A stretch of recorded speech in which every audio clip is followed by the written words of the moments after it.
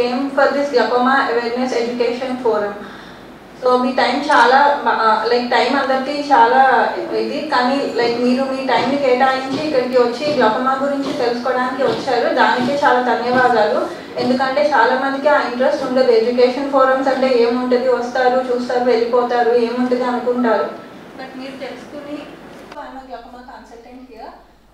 Maybe నేను తెలుగులో దివ్యలాగా అంత గొప్పగా మాట్లాడలేకపోవచ్చు, but I will try. Okay, so I'm profoundly and honored to have this opportunity to welcome everyone who are present here who came for this glaucoma awareness education forum.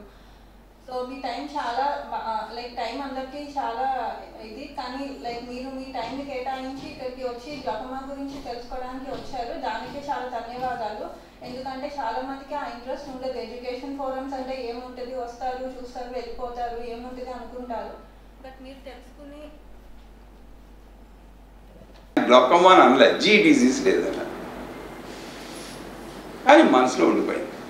ఈ G disease doubt వచ్చిందంటే ఏదో కారణం లేకుండా doubt రాదు. So ఎందుకు అలా ఉండిపోయింది, 5 ఏళ్ళు ఉండిపోయింది. 5 ఏళ్ళు ఉండడం అన్నది వెనక చూపుతో చాలా తప్పు. It was wrong.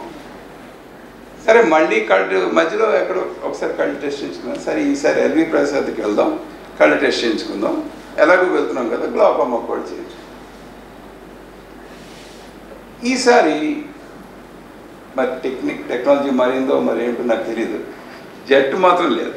So I was very happy. సరే ఏదో చూడమన్నారు. బట్ నాకు అంత నచ్చింది ఏంటంటే the technicians were very well groomed. Good evening అండి, నమస్తే. నా పేరు డాక్టర్ సాయి యశ్వంత్. నేను glaucoma consultant L V Prasad eye institute విశాఖపట్నంలో చేస్తున్నాను. సో ఎవ్రీ ఇయర్ మనకు గ్లోకోమా వీక్ అనేది ఉంటుంది మార్చి 2nd వీక్లో.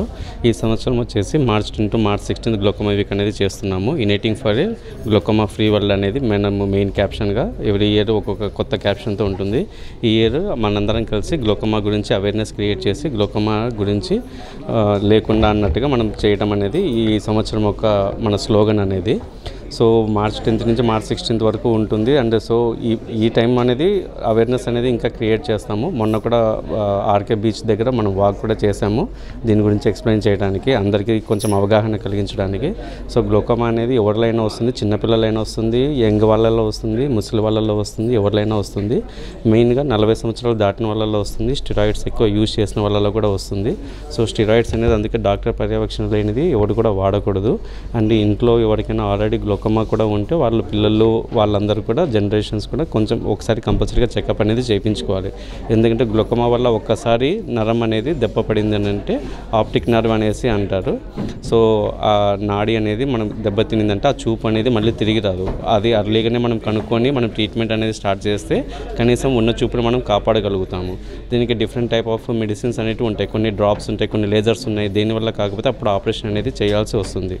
సో లేట్ స్టేజ్ వరకు వెళ్ళకుండా మనం ముందరనే గ్లోకోమా ఉందా లేదని కనుక్కొని ఇయర్లీ స్క్రీనింగ్ లాంటిది ఆల్రెడీ ఫ్యామిలీ హిస్టరీలో ఎవరికైనా ఉంటే every year just regular checkup కోసం వస్తూ చేపిస్తూ ఉంటే కనీసం మనం గ్లోకాని అరకట్టగలుగుతాము అండ్ మనము చూపుని అనేది కాపాడగలుగుతాము.